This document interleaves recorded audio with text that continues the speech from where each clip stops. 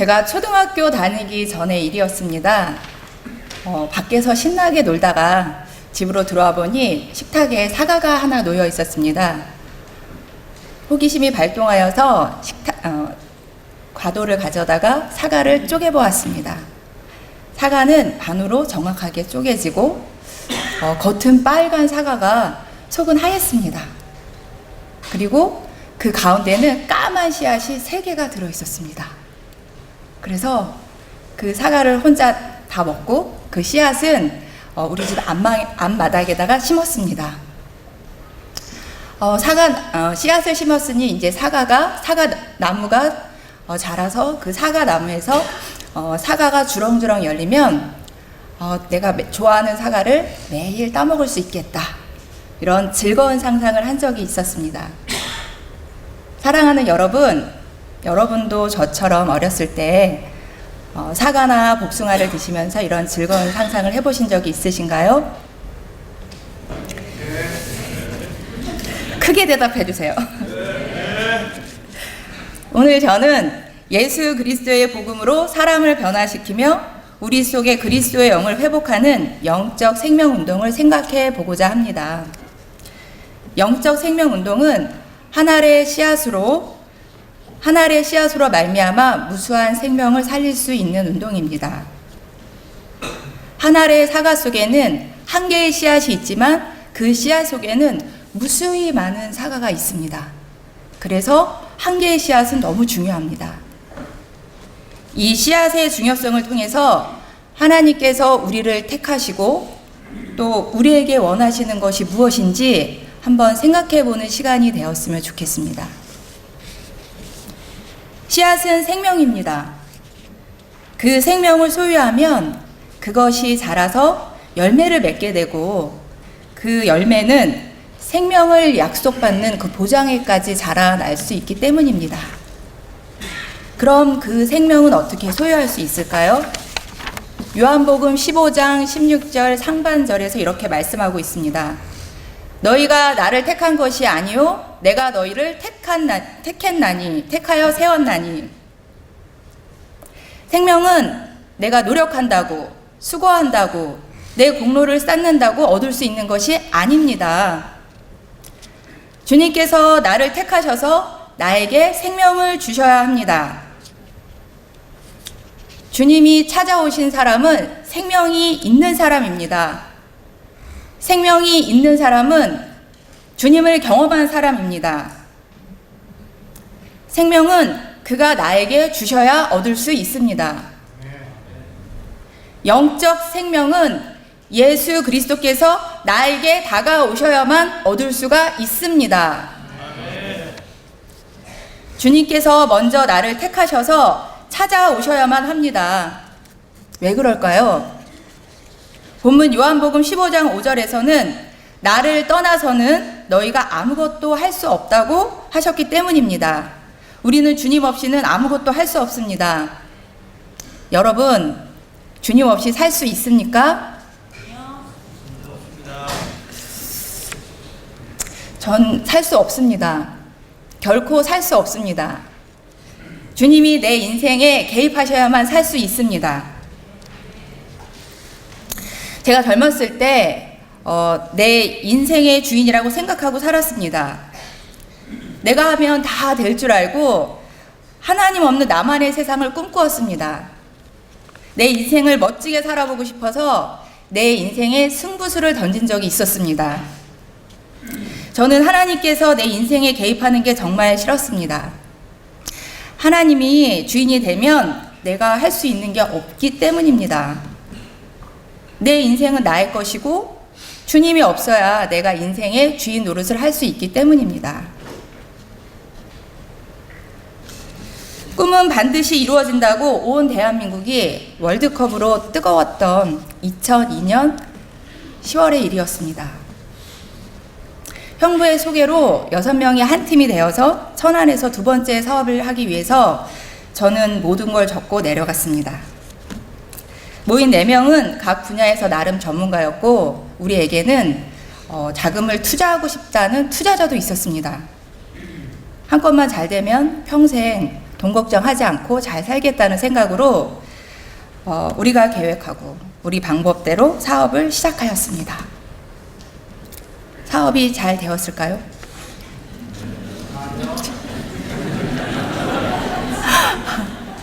근데 그 사업은 분명히 잘 될 거라고 믿었습니다. 하지만 잘 되지가 않았습니다.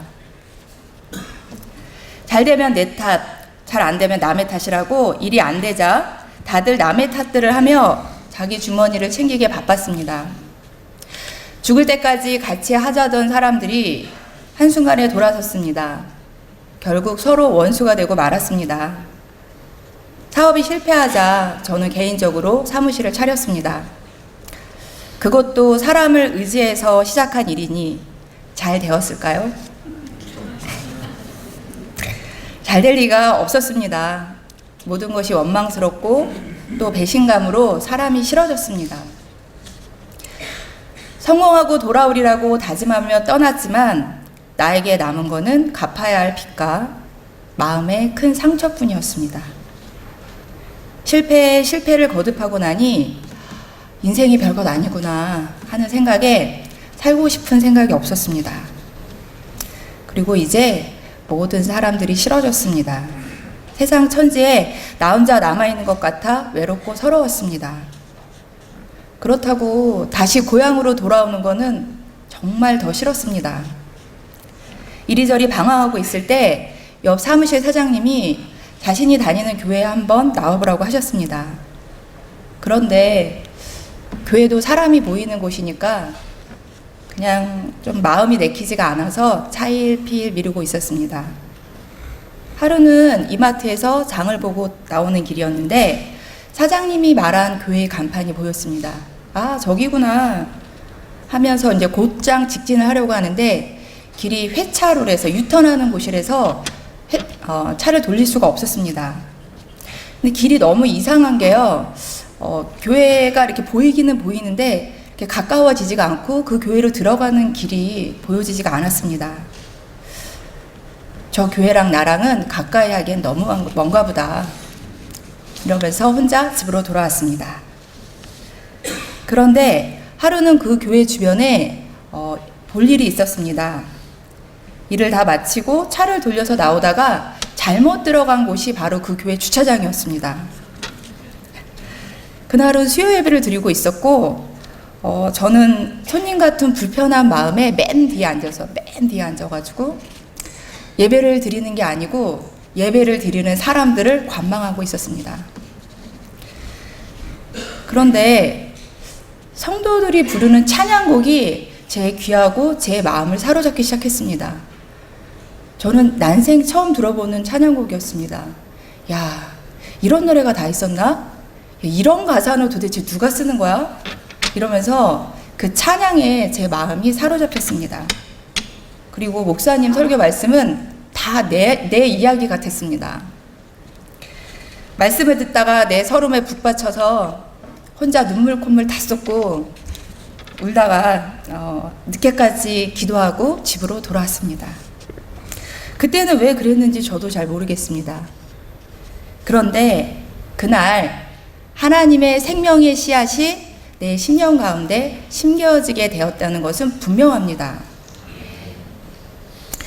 시간이 조금 지난 후 모든 것을 다 정리하고 제 고향인 의정부로 돌아왔습니다.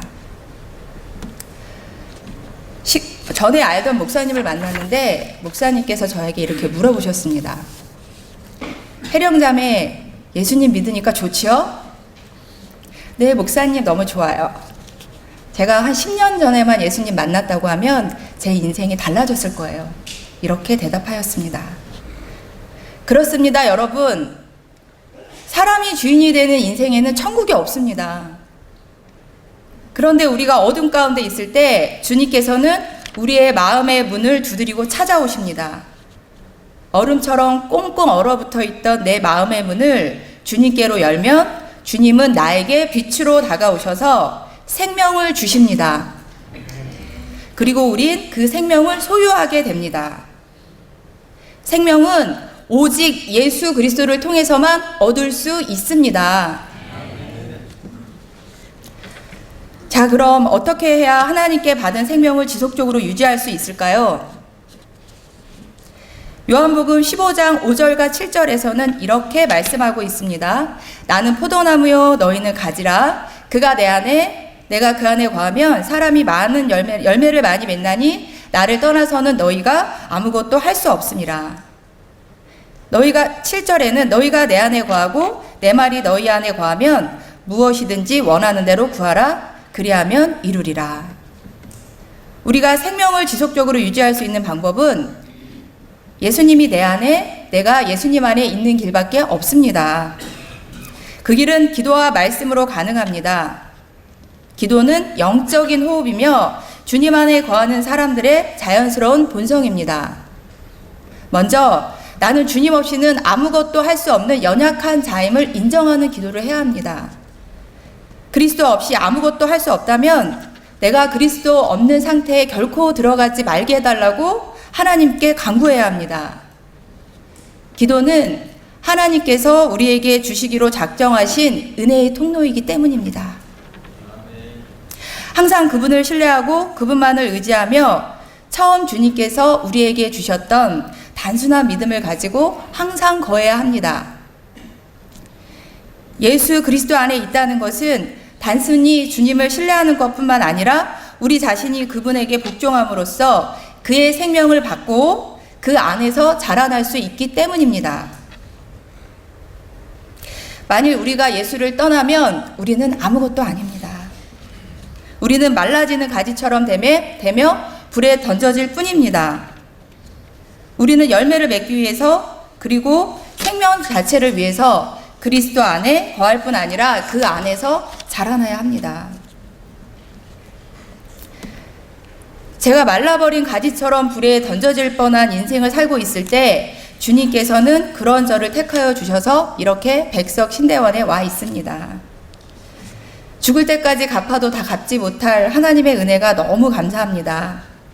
저는 요즘 이렇게 기도하고 있습니다.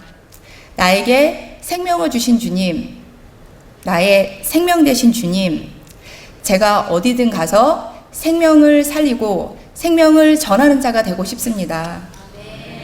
그 생명으로 또 다른 기도자가 세워지고 또 다른 예배자가 세워지기를 원합니다. 전도도 선교도 결국은 하나님을 예배하는 것이니까요. 하나님, 그 일 가운데 저를 써주세요. 생명을 살리고 사람을 세우는 일에 저를 써주세요. 이렇게 말입니다. 사랑하는 여러분, 주님께서는 우리에게 생명을 주셨습니다. 그 생명은 기도와 말씀으로 말미암아 지속적으로 유지되며 자라날 수 있습니다. 그럼 주님께서 왜 우리에게 생명을 주셨을까요? 그 대답은 요한복음 15장 16절 하반절에 있습니다. 이는 너희로 가서 열매를 맺게 하고. 열매를 맺게 하기 위해서 주님께서 우리를 택하시고 생명을 주셨습니다. 생명은 결국 열매를 맺습니다. 그럼 열매란 무엇일까요? 무엇일까요? 갈라디아서 5장 22절에는 성령의 9가지 열매가 나옵니다. 다 같이 한번 해볼까요? 성령의 열매. 사랑, 희락, 화평, 오래 참음, 자비, 양선, 충성, 온유, 절제. 감사합니다. 즉 열매란 예수님의 성품을 이야기합니다. 특히 사랑은 9가지 열매 중 첫 번째 열매이며 모든 사역의 기초가 되는 열매입니다. 주님께서는 우리를 택하여 세우셨으며 가서 열매를 맺으라고 하셨습니다. 우리가 하나님의 은혜를 받았으면 그에 합당한 열매를 맺어야 합니다. 너희가 가서 열매를 맺고 항상 열매가 있게 하였을 때에 예수님께서는 아버지께 무엇이든지 구하라고 하셨습니다. 열매가 있을 때 비로소 기도 응답을 받는다는 것입니다. 우리가 기도 응답이 되지 않는 이유는 열매가 없기 때문입니다. 우리가 주님 안에 거하고 열매가 있을 때 너희가 구하면 우리가 주님을 찾기만 하면 기도를 통해서 주님께서 우리를 도와주시겠다고 약속하셨습니다. 사랑하는 동역자 여러분, 영적 생명 운동은 생명을 소유하고 있어야 할 수 있는 운동입니다. 생명은 하나님께서 주셔야 합니다. 주님께서 나에게 생명을 주셨으니 그 생명이 내 안에 있습니다. 이제 그 생명을 기도로 지속적으로 유지하며 항상 주님 안에서 말씀으로 자라나야 합니다. 그리하면 열매를 맺게 됩니다. 또 가서 열매를 맺고 항상 열매가 있도록 하여 하나님 앞에 기도로 응답받는 자리까지 자라가야 합니다. 열매를 맺는 사람은 이 열매를 나누고 싶어서 안달이 납니다. 그것이 바로 사명입니다. 가서 전하여 주고 싶어서 견딜 수가 없습니다. 그런 사람에게는 그가 구하는 모든 것을 들어주시겠다고 하나님께서 약속하셨습니다. 사랑하는 여러분, 우리가 주님을 택한 것이 아니라 주님께서 우리를 택하셨습니다. 생명을 소유하라고 택하셨습니다. 그리고 주님께서 내 안에 거하라고 말씀하셨습니다. 사랑하는 여러분, 영적 생명을 항상 유지하여 그분 안에 거하십시오. 주님께서 이제 내 안에 거할 뿐만 아니라 가서 열매를 맺으라고 하셨습니다. 그러므로 이제 사명의 자리로 가서 열매를 맺고 그 열매가 항상 있어서 주님께 구하는 모든 것을 다 받는 우리 모두가 되시기를 주님의 이름으로 축원합니다.